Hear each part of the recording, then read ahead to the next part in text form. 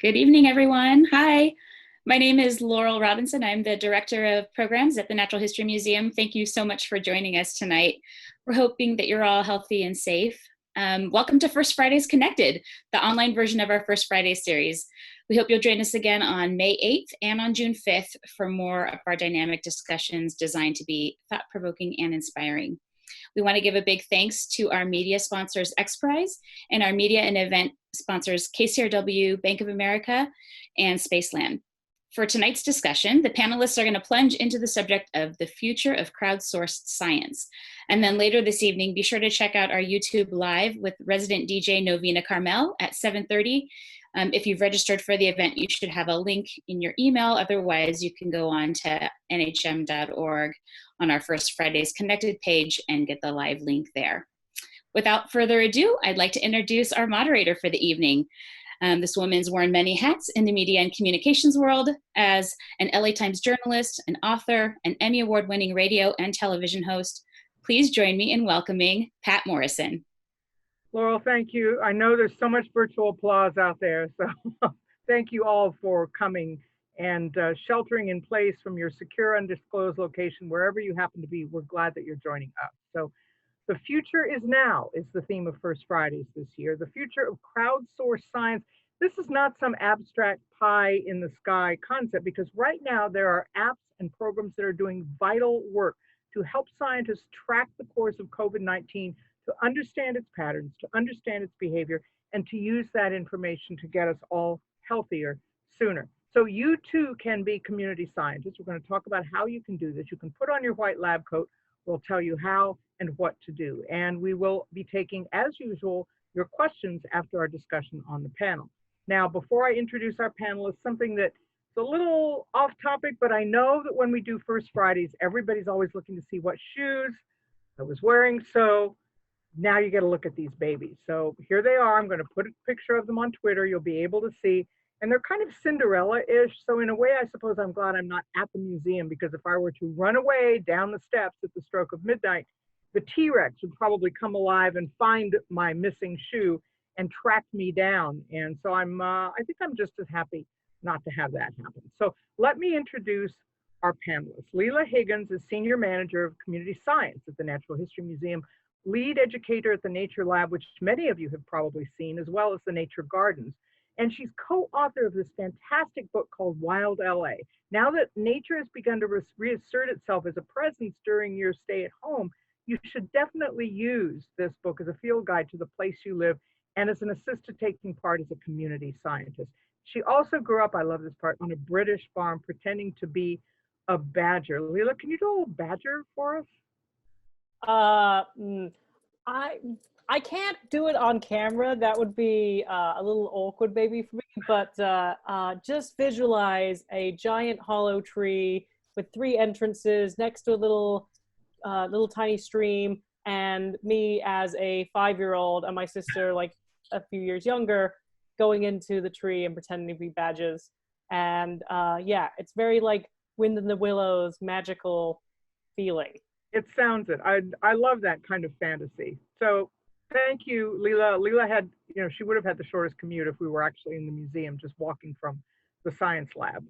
MORIBA teaches aerospace engineering and engineering mechanics at the University of Texas at Austin, where he is now. He's an alumni of JPL, where he was navigator on several Mars missions, which is not to say personally on the trip, but virtually. So he's already an expert in really, really long distance science. Thank you for being here. Thank you. And do you have an origin story for you and science? Me? I mean, yeah, I used to be an enlisted person in the US Air Force. I used to guard nuclear missiles for a living back in the late 80s. And I was stationed in Montana. And what really struck me about the big sky country in Montana at night was having really dark skies. You could really see all the stars. And I'd see these dots of light crossing the skies, and they weren't shooting stars, they weren't airplanes, and come to figure out they're actually human-made satellites orbiting the Earth, and that's really what got me interested in this. And what was the first body up there? It was like Echo, or no, it was Sputnik, right? Yeah, Sputnik, right. So that's when we got really scared because the Ruskies were beating us to the skies. And you were there first. So thank you for being on top of this for us and monitoring. So we'll hear more about that. And then our third panelist is ANUPA ASOKAN, who's project manager of prize operations at Xprize's Ocean Initiative. You'll remember we talked about Xprize and some of the forest initiatives in an earlier First Fridays and what was being done to map and figure out exact composition of the forests that are inaccessible for humans. And so her community science outreach is already grounded in this kind of program. And she has also worked at NOAA, and she's a scuba dive master, a surfer, and volunteered at the Surfrider Foundation. Did you have an epiphany to ANUPA about science that got you to where you are today, including here with us? Well, I guess for me, I always have loved the ocean. So the ocean was my sort of entry point into science. And when I got to college, I thought I was going to go to film school, and I took an oceanography class as my, you know, get my science credit out of the way kind of thing. And everything sort of changed for me then. So you were going to be a film student? Mm-hmm. And I realized ocean science was a thing, and it was something that I could pursue. So. Fantastic. I love that. Where'd you go to school? UCLA. Oh, I think I've heard of that. So LILA, because so many people have been to the science lab, can you talk about the kind of community science that people can do? I mean, this isn't just for geeks anymore. Not that I don't love geeks. Yeah, as a nature nerd or science geek myself, I'm like, we welcome as many people into this as possible. And actually the work that myself and the Community Science Office of the Natural History Museum does is to try and decrease barriers to make it as accessible as it can be to everyone. So yeah, I did work on the nature lab at the Natural History Museum. I got to work on the nature gardens. And then when we were building the nature gardens, we said, what can we do in this space? And we decided that we could do community science, which some people call citizen science. And one of the ways that we decrease the barriers for entry is that we have changed the name from citizen science to community science. And that is something that Laurie, our president, was really behind, our county supervisors were really behind, and we actually were approached by people from the community to change the name. Citizen in Southern California is a hot button word, a hot button issue. I myself am not a citizen of this country, and here in Southern California, it means something. Right. And it is a barrier for entry, so we've changed the name. So what are the mechanics for people, pretty quickly, about how they can take part in this program, which is something that the museum relies on to bring all parts of the community into the lab? So we have lots of different ways to participate. Some people put insect traps in their own backyards and keep them for us for the museum for our bioscan project. Some people put bat detectors in their backyard. So Miguel can do bat studies in southern Los Angeles. Whereas other people really get to do something with their own phones and their smartphones and their cameras and take pictures. And just like we have specimens in our collection that are for scientists to look at now and into the future, we can use these photographs as digital specimens. So it's not a dead animal in our collection, which is really important. It's instead a digital photograph, which is in our collection. And we can then do all these studies and ask and answer questions that we just couldn't do before. This is such an improvement upon Audubon because he had to go out and kill everything that he ended up painting. And of course, then we know what happened to some bird populations. Not entirely his fault. But so MORIBA, let's talk a little bit about this kind of community science in a place where we're not getting to, but this space garbage, the space stuff that's out there that we need to track, that we need to know about. Why does it matter that we see, we're so concerned about, we've just passed Earth Day, the state of the environment and junk here on Earth? What is it about space junk that matters and why we need to care about it and how people can take part in this? Yeah, so, you know, great question. And if it weren't because I was involved in it, I probably wouldn't even know, right? But a lot of the technology that we rely upon, you know, day to day comes from space-based services and capabilities. Everything from position navigation and timing, banking information, you know, agriculture, where should I plant crops, because you can have satellites that see, you know, kind of things in the soil everything, weather warnings as well. So all these things are space-based services and capabilities. But the interesting thing, Pat, is that we put stuff on these highways. So we have these specific places in Earth orbit where we put these things, and most of that stuff just kind of stays there even after it dies. So it just kind of keeps on going. Just imagine being in a car going on this orbital highway, and when you run out of gas, it keeps on going, and you just jump into another one and just go on your way. And so it's becoming more and more crowded up in space. There's no guarantee of any protection against harm of these critical services and capabilities. So to use your car metaphor, there's like no speed limits, no lane markers. Everything is just up there banging around into everything else? Well, so I don't want to be an alarmist and say everything's banging around, but nothing is preventing stuff from not banging around, if you see what I mean. So the satellites aren't bumper cars. So when two things meet each other, usually bad things happen and it becomes many more objects, and that's part of the issue. How much is up there? Yeah, so things that we can track, everything in size from like a cell phone all the way to the space station is about 26,000 things, of which about 3,000 things work and everything else is garbage. Really? Is it just obsolete, or did it break up and float away, or? Yeah, so things die, and eventually, because things grow old and age, they just start falling apart on their own. Every once in a while, two things will, unfortunately meet with each other, collide, and then become more stuff. And sometimes things just blow up because they have some extra fuel on board, and these things mix in the wrong way, and they just blow up and become a lot more pieces. This sounds like a wild, wild west up above our heads. Yeah, so unfortunately, the answer is it is a bit like the Wild West. There are no deeds or titles for orbital space, but it's kind of a first come, first served sort of environment, and it's mostly unmonitored. And so here's the thing, right? There's been no domain of human activity that has ever gone without malicious behavior. I mean, when people were crossing from one side of the United States to the next, there's banditry, there's piracy on the seas. So we need to monitor space. We need to make sure that people are behaving properly in space, whatever that means. And the thing is, we don't have enough eyes on the skies where we share all these observations. And now, of course, when private companies can send stuff up there willy-nilly, who knows what's going to be up there and where it's going to be and for how long? Exactly. And so that is part of the issue. I mean, there are people across the globe that are working with the United Nations Office of Outer Space Activities, specifically on guidelines to encourage good behavior, but these guidelines are not legally binding in and of themselves, so they're kind of like suggestions. Oh, great. The suggestions of space. I don't know how they did it in Star Trek. They seem to have rules in Star Trek. We haven't gotten there yet. Well, yeah, that's right. So I'm hoping that we get to those Star Trek days.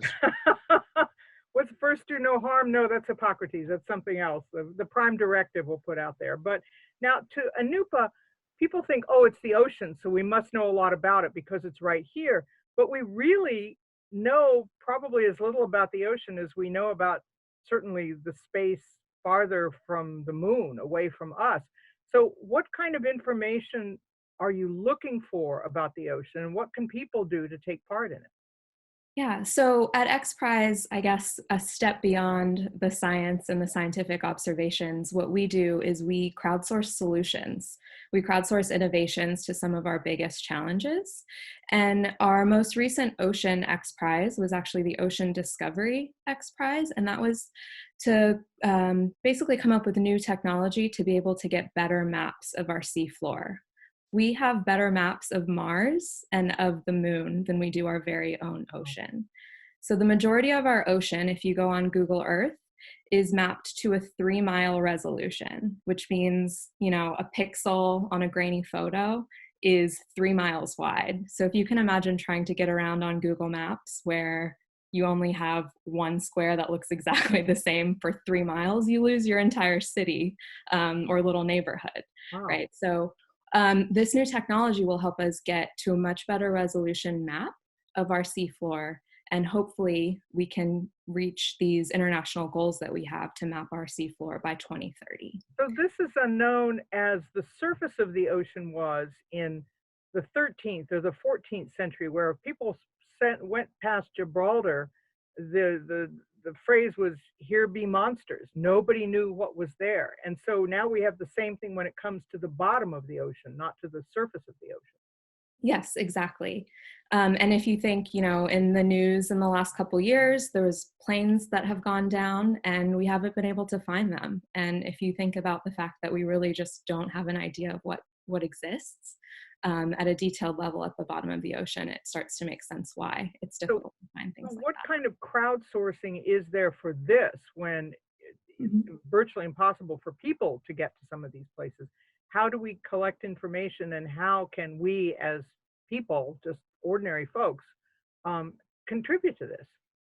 Yeah, well, on the science side for the ocean, there's a number of different apps and websites where you can contribute your observations and, you know, whatever you might find in just walking around outside, or if you're able to get to the beach and see whales and birds and that kind of thing. There are opportunities to contribute your observations. But for Xprize, we're looking for new innovations and technology that we crowdsource. Anyone in the world is eligible to register for a competition and come up with their solution and bring their perspective and their background to help solve that problem. Didn't you have some middle school students who like blew away all the experts with something they came up with? Yeah, we've had along with the Ocean Discovery Prize, NOAA, the National Oceanic and Atmospheric Administration, sponsored a bonus prize to go along with it, and that was to detect a chemical or biological tracer in the water and track it to its point source. And we had a middle school, high school team that entered the competition, and they won the NOAA bonus prize. And they've actually— the grin of scientists, right? And like college science students. Yeah, absolutely. And they've actually reinvested their prize money back into their program and are partnering with schools all over the world and have entered our Rainforest Xprize competition as well as an Avatar Xprize competition that we'll be running. And they're looking forward to all of the future prizes that we have as well. LILA, for Los Angeles, the Southern California area, what have people practicing community science found out in their parks, in their gardens, in you know, just taking walks, which for the most part we're still allowed to do right now? What have people turned up that has been a surprise? So I'm going to talk a little bit about what's been found over the last couple of years, and then maybe talk a little bit about what we're doing City Nature Challenge wise with shelter in place. So in the last number of years, people have found species of snails in their backyard that no scientist knew existed in Los Angeles. They're an invasive species. Wait, now how, it must have taken a long time for them to invade. Literally, a snail can come in on a potted plant from a nursery, right?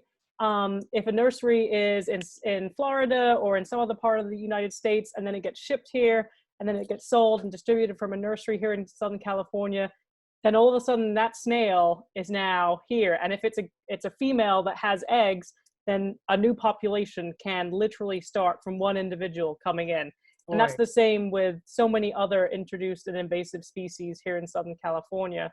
And community science is a really great way to track that. So two people, Gregory and Emily Hahn, found a snail in their backyard. They put the snail on Instagram. Someone tagged me in it, and then I sent it to our malacologist, Dr. Jan Vendetti, and she was like, I've never seen this snail here in Southern California before. Can I contact them? She contacts Gregory and Emily Hahn and says, can I come to your backyard? They say yes, because Jan's a nice lady. And Jan goes, finds the actual specimen, and can then identify it, 2 species. And yes, it was a new species that had not been found in Southern California before. Where did it come from, LILA? Oh dear, I don't know if I know where that one specifically came from, but a lot of the snails that we're finding around here are coming from places like Florida or Hawaii or other kind of tropical places, and then also where nursery trade is happening. Right. And MORIBA, did I see you volunteering? Sure, right, of course. But to talk about how we're tracking and why we're tracking this stuff overhead, what kind of technology is there, and actually what kind of commitment, I suppose, is there from governments or individuals? If this is a free fire zone, does anybody really want to know what's up there and to regulate what's up there?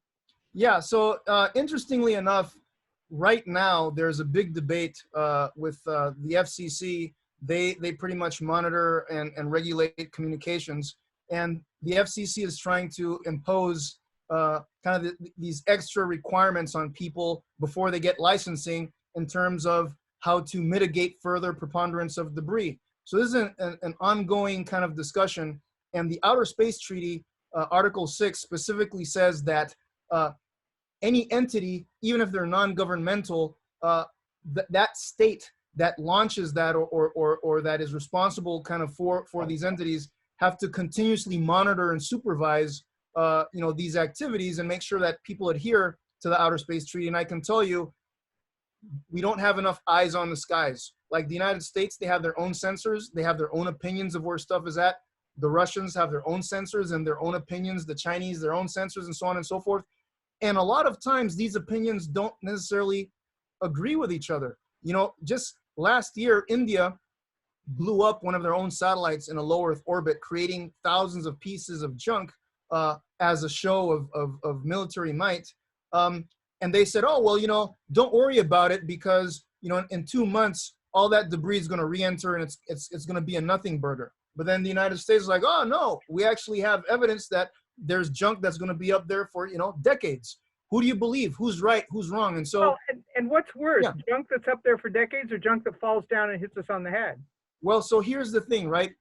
Junk that falls down, by and large, it basically burns up in the atmosphere, given atmospheric friction and that sort of stuff. So it's not that you don't have to worry about it, but the junk that's on orbit that doesn't come down, that stuff stays up there for very, very long periods of time. And again, if one of these pieces, look, even a speck of paint that collides against a satellite at like, I don't know, 15 times the speed of a bullet could really render it useless. And so these are the things that we're worried about. A speck of paint. Yeah. Wow. Well, is Sputnik still up there? Does anybody know? Yeah, Sputnik's not up there anymore. It didn't last that long. But there are many things from like the Apollo era and that sort of stuff that were launched into higher orbits that are still up there, actually. And about these treaties, is the U.S. a signatory? So at least theoretically, somebody in NASA could tell Elon Musk to put a sock in it? So NASA doesn't have that sort of regulatory kind of ability, but the Department of Commerce is looking to step up and be kind of the space traffic monitoring entity for the US. So the Department of Commerce and certainly the FAA, they could tell Elon to put a sock in it as you were. But here's the interesting thing, right? People can get cheap telescopes these days, put it in their backyard and track stuff. And so basically what I want to create is like a Waze for space. Just like, you know, Waze is a participatory sensing network where people can say, oh, you know, 2 blocks away, there's a cop or there's a piece of debris in the road. I'd love for people around the globe to just start gathering all this evidence and just sending it to this, crowdsourced system that I have set up at UT Austin and basically prevent any single entity from biasing the opinions about what's going on in space.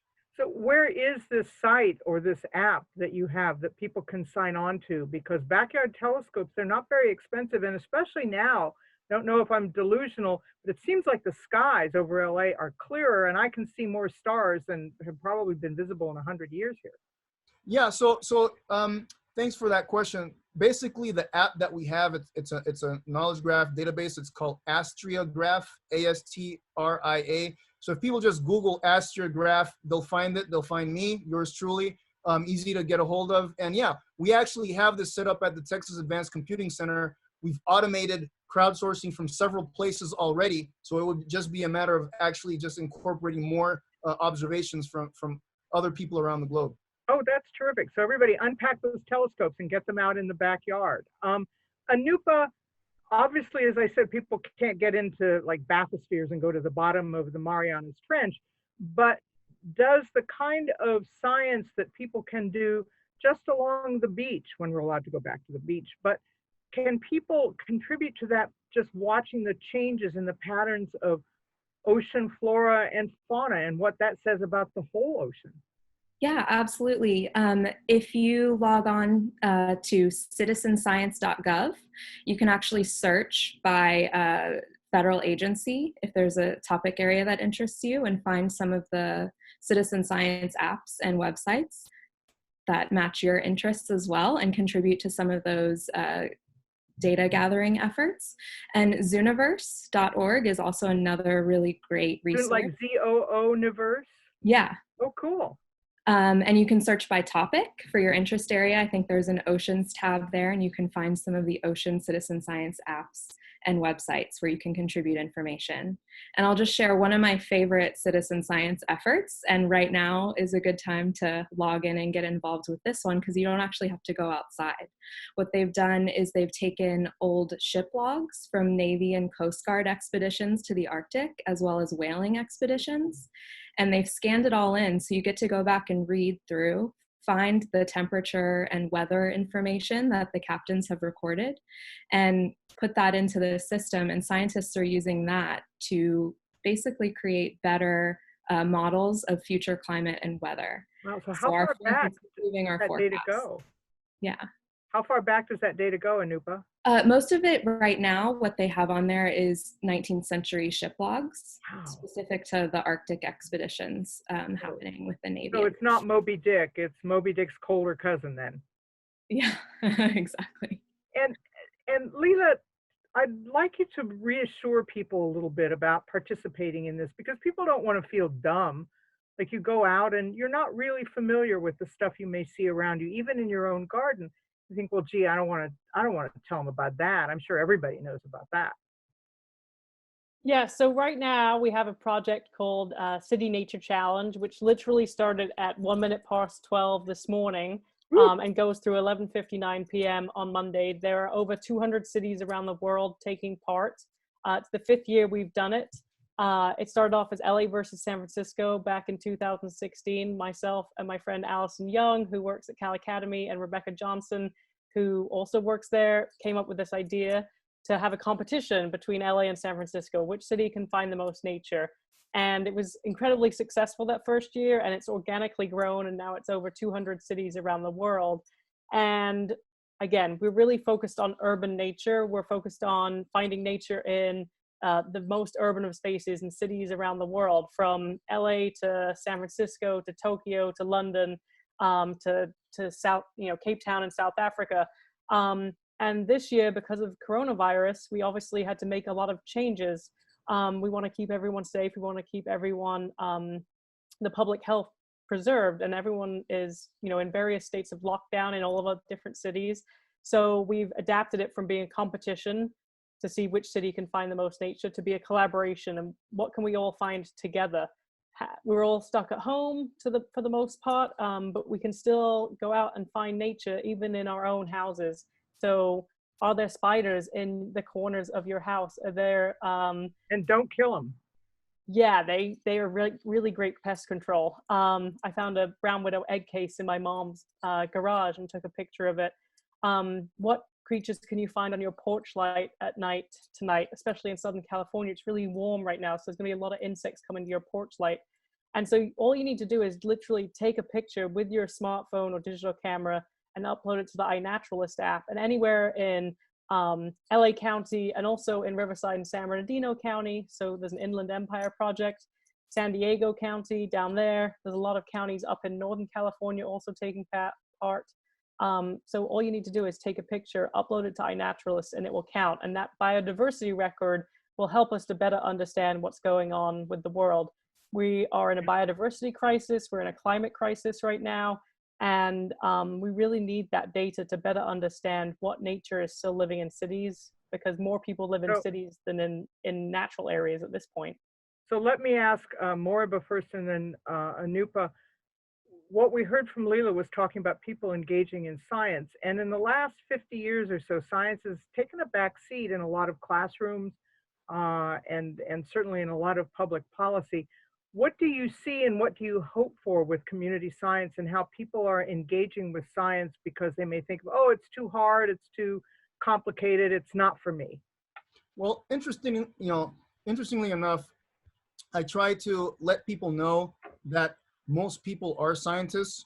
I don't define science as people that have three names, three letters behind their name sort of thing, but more, listen, if you're somebody who has a set of beliefs and you have a curiosity and somehow you try to, from evidence, try to see if the evidence like agrees with what you believe or not and that sort of stuff, you're kind of doing science. Science really, it comes from Latin that just means knowledge, right? So it's just that basic. And so to me, most people around the globe are just inherent scientists. As humans, we're curious, we want to know stuff, we try to figure things out. And so I just let them know, listen, you have a lot of power. Again, simple backyard kind of telescopes kind of thing, that could make or break knowledge of somebody launching something in space, two things maybe colliding that other people weren't able to see and observe. So yeah, absolutely. I think every citizen of the planet has the ability to contribute an opinion, and that opinion has value in terms of trying to understand stuff in space. And haven't amateur astronomers discovered things like comets in the past? Yeah, I would say, here's the truth, Pat. I would say maybe embarrassingly, some amateur astronomers have telescope systems in their backyard that dwarf capabilities of many governments around the world. Seriously? I'm serious. Oh yeah, absolutely. Oh man. Well, see, now here's an example of local fauna. There's a fly in here. So people can on their own do better than some official scientists with official equipment that's not up to snuff? Oh yeah, you bet. They're very capable. There's some amateur astronomers that are very capable, very accurate and precise. And like I said, far exceed the capabilities of many scientific institutions around the globe. And ANUPA Xprize really is beyond the scope of the oceans. We talk about the forests, we talk about every part of the globe, in a 3D sense, to stimulate a respect for science as well as participation. Mm-hmm. Well, and I guess I should also just state that innovation doesn't necessarily have to be some new widget invention, right? Innovation might just be taking a concept from some other subject or topic area and giving it a new application. And a lot of times the biggest innovations come from just bringing a new perspective into some other topic area or subject. So for me, I think citizen science is a really powerful tool because it gives people an easy access point to science. And I think that's a really important pathway to garnering stewardship for our environment, especially now. I mean, I was actually just thinking today, I had a math teacher, and I'm sure we all have, that said, math is important because you do it every day.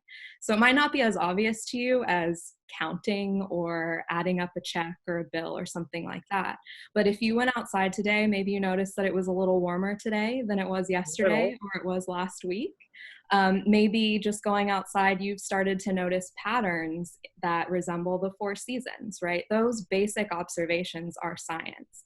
And that's what we're trying to gather with citizen science information. And the more data points that we can get, the more insights, the more kind of connections we can draw from that, and learn more about the planet and learn more about the world around us. And go ahead, I'm sorry.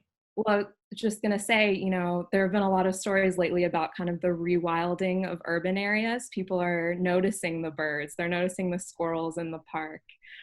My dad sent me a picture of an alligator hanging out in the driveway in Florida. He's not in LA, is he? No, he's in Florida where I grew up. So, people are making these observations, and you sort of have the time to appreciate them and participate in science, whether you realize you're doing it or not. So I would encourage everyone to find a citizen science app that kind of aligns with that. The City Nature Challenge is a great one. And I want to get back to LILA in a minute, but I also want to ask MORIBA, because it seems to me that with astronomy and with a lot of things, because it took so many centuries to have a professionalized sense of science, a lot of what we know comes from these interested amateur observations, whether it's You know, Charles, or what's his name? Was it Charles Lyell, who was the geologist who was just exploring around and found stuff that interested him? People in astronomy who saw phenomena that had not been recorded before. And pretty soon their phenomena were matched up with the phenomena other people were observing. So we've got, you know, a couple of thousand years of amateurs before the professionals even entered the picture. Yeah, so you know, to that point, I'm glad that you brought that in. One of the interesting things in looking at, you know, near Earth space as a finite resource, again, these orbital highways get congested, that sort of stuff. I'm trying to speak to people like Al Gore. I met him in April talking about extending environmental protection narratives to near Earth space. But interestingly, when we talk about sustainability, I uncovered this thing called traditional ecological knowledge. And it's the knowledge of, you know, indigenous people. And these people are scientists. It's like for millennia, they've come up with a set of tenets or principles on how to strike a balance with any given, you know, resource or ecosystem. And we could apply these tenets to space. Look, I mean, the Inuit, the Aborigines, the Maori, they all have a tradition. The Hawaiians, I lived in Hawaii for 4 years. Look, I mean, the Hawaiians, right? These people are probably unmatched on the planet in terms of being able to understand the sky to navigate across huge swaths of desolate ocean, right? And canoes. I mean, wow, that's amazing. So we as humans have had a connection to the sky since we've been human, and it's part of us. And so that's one of the things I'm trying to recover is saying, listen, not only is it about amateurs and okay, people with backyard telescopes, but look, our indigenous people have millennia of an understanding about stuff in space that we need to capture to better understand that ecosystem and protect it for the long term. So nobody should be shy about taking part in all of this. That's what I'm saying. Okay. And LILA, the museum was founded in 1913, and it was the beneficiary and is the beneficiary of collections that people had been accumulating for decades before then. You had people who collected seashells or bird shells or insects, any sort of thing they were finding around them in Southern California then. So we're almost going back to what we had before, the way that people took part in nature and in science without considering themselves scientists, really. Yeah, I think historically in museums and collections that it was old white men that really submitted and were able to do that activity. There's a woman in England called Mary Anning who was a daughter of a carpenter. She wasn't allowed to be a scientist. The ditty, she sells seashells on the seashore, that's her. She collected and was one of the most amazing paleontological collectors in Southern England, but she wasn't allowed to be a scientist. She wasn't allowed to call herself a scientist. And obviously I'm quite passionate about the fact that there's been a lot of barriers for people, women, people of color in science. And I think that that's something that a lot of us are really trying to change. And I think community science is one way to help decrease barriers to get people through the door. But obviously it's more than just that. We need to create career pipelines for people of color, for women, underrepresented minorities in STEM. But I do think that community science is a way that we can all participate, regardless of what career you're in as an adult, as a kid. You can get out there and you can really submit data that can be very much changing of your local environment. It can be submitted and used by a local government. And when we have the power to collect that data ourselves, there's a lot of community science that's been done around environmental justice issues and like help to shut down power plants that were polluting neighborhoods. So I clearly, obviously, really believe in community science as a way that we can really change things. And I think that, again, the City Nature Challenge is really about biodiversity, but there are so many community science, citizen science projects out there for people to engage with. And it really depends on what you're passionate about, what are the issues in your own neighborhood, and you have the power to collect the data to help affect change in your own neighborhood. And ANUPA, we talked about the middle school kids who made phenomenal discoveries. Are you finding that what LILA and MORIBA were saying is true, is that this is kind of an entree into science, the community science programs that people might not have taken otherwise, even beyond that one required science class that changed your life. Yeah, I mean, citizen science is just the perfect entry point into participating in science. And I'm a big proponent of diversity of thought and diversity of perspectives. And I think we get better science and better solutions when we allow more people to participate in something. And have you seen, what is the demographic range of people you've seen who have been helping out, contributing, taking part in the discussions for Xprize projects? We bring together a truly global community of experts from the design process in designing the parameters of what a competition should look like and where we should focus, to afterwards in the growth and the impact of these technologies being out there in the world. And MORIBA, I don't think people could feel, you know, the excitement of the space age, the space race, it sort of ended after the Apollo program. Now we have the space shuttle and the International Space Station. Are people getting reinvested and re-engaged in what's going on over their heads? Yeah, I mean, especially with the fact that, you know, folks like Elon with SpaceX, they have the Starlink satellites. They want to launch thousands upon thousands of satellites to provide global internet and that sort of stuff. I think, yeah, people are becoming more and more energized with these new technologies that Jeff Bezos and Elon have brought to the table. And certainly with, you know, NASA just opened up the next set of entries into the astronaut program and talking about these astronauts possibly being people that go to Mars and that sort of stuff. So there's definitely kind of this a reawakening of this passion for space exploration. And I also have to just, you know, not going to say too much about it, but there's something called Space Hero. If people take a look for this stuff, and basically it's going to be this global show, a TV show, where the ultimate prize, anybody from planet Earth can subscribe and put in an application, and that'll get whittled down to 24 people, of which one person will get to go to the space station for 10 days. Wow. And is this used to be like there was a space shuttle program for, you know, people to go, just civilians to go into space? Is this the same kind of idea?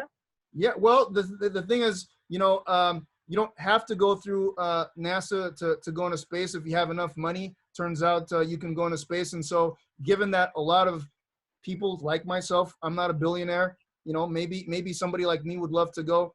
This is an opportunity to get a global discussion about all the things that we spoke about, right? Us coming together as a humanity, we're more similar than we are different, sort of thing. And the ultimate prize is somebody gets to enjoy free fall for 10 days. I'm hoping we don't see the day when we have t-shirts from competing companies saying my satellite can break up your satellite. Well, see, this is exactly what I'm trying to prevent with the crowdsourcing of space traffic monitoring, because I'm hoping that when everybody sees what's going on, that hopefully that's a deterrent for some of this behavior. So before we go to questions, I want each of you again to give websites, app information for people to write down, and we'll be trying to put them on the Natural History Museum First Friday's site as well afterwards.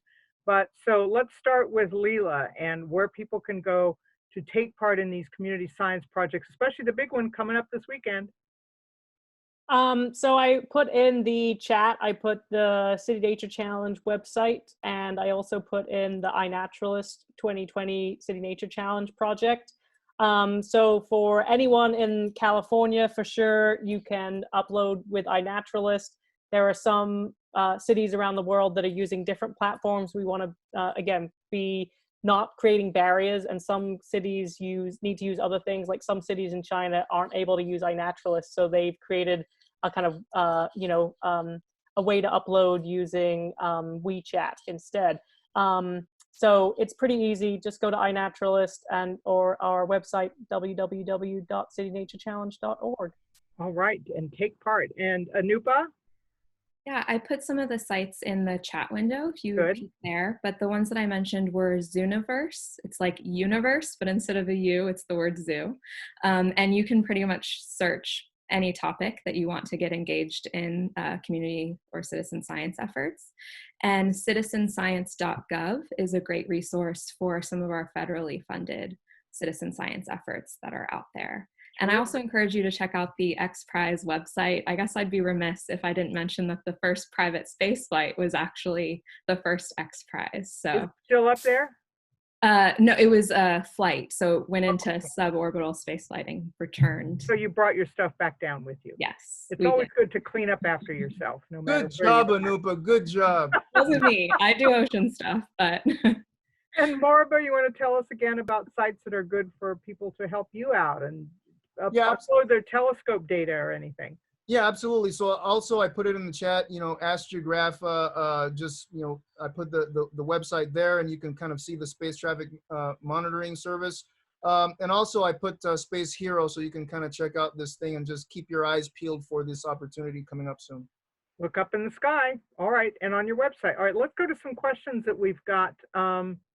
Here's one from Brendan. Is there a danger of bad data contaminating a study when you use community science? Who wants to speak to that? So in any research project, there is quality control and quality assurance, QA, QC.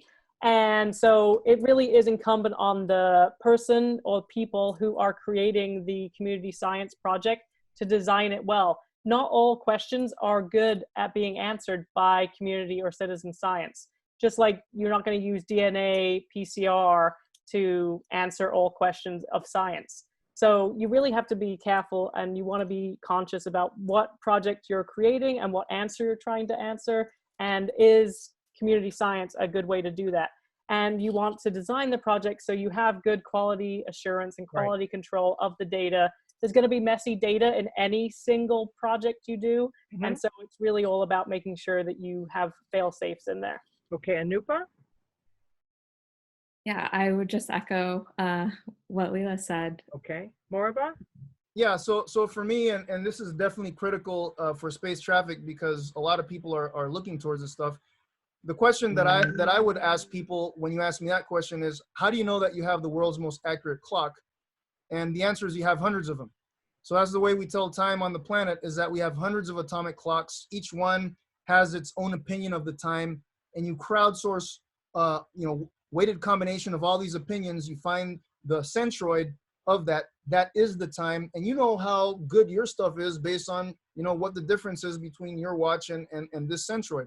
So this is the power of big data and crowdsourcing, is that by having many independent observations, you can start gathering statistics and see what's statistically consistent and inconsistent.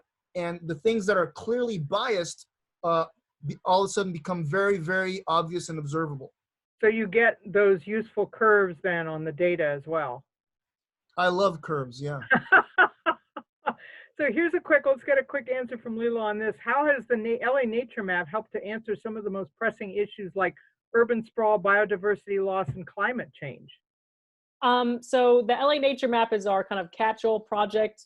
It's an entry point to community science, citizen science in LA. And so we actually just use all the data on IATRIS for Los Angeles, whether it's in the LA Nature Map or not. And that data has been used in a study that was done by the Natural History Museum and the Nature Conservancy that really helped to understand the typologies of urban spaces.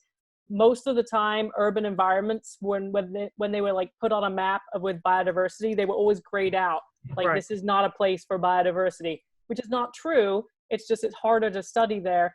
And so using community science crowdsourced data like that on iNaturalist has helped us to get a more fine-grained understanding so we can help to make cities better for humans and wildlife into the future. Yeah, and there's really, and I'm going to go to ANUPA and MORIBA in a minute, but there's really no place that's immune from where life can be. They've found the most incredible bacteria that live on the lips of active volcanoes. So you can't discount any climate, any place, any site. So the question from Pam for MORIBA and ANUPA about the break in trust, maybe the disconnect with scientists and community data, and how you build trust among scientists about the quality and the usefulness of community data, and how rigorous those community scientists, the community observers, can be.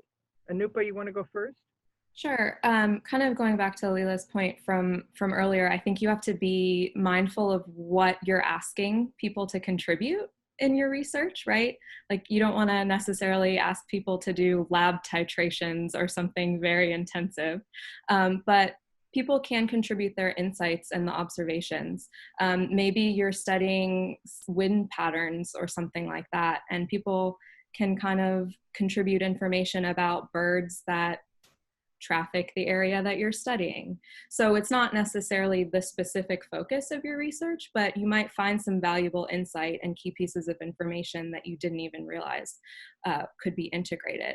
And I would say to a scientist to see this as an opportunity to engage people in the work that you're doing, and you'll have an entire crew of kind of stewards and champions of your science and the work that you're contributing. And MORIBA? Yeah, so I love what ANUPA and LILA said. I guess the other thing that I would probably mention too is that one of the mantras that I have my grad students recite in order to graduate kind of thing is, if you want to know something, you have to measure it. And if you want to understand something, you have to predict it. And so to me, people have all sorts of things that they approach me with all the time. And I said, hey, you know, who am I to just kind of blindly judge, you know, what it is that you're bringing to the table? Let's see how well your observations explain past behavior, and let's see how well your models can predict future stuff. And just based on that sort of scientific process, you can see what you can trust and what you can't trust. Again, I don't put any big value in kind of, you know, 3 letters behind people's names. To me, I put it to the test pragmatically and just let it stand where it needs to.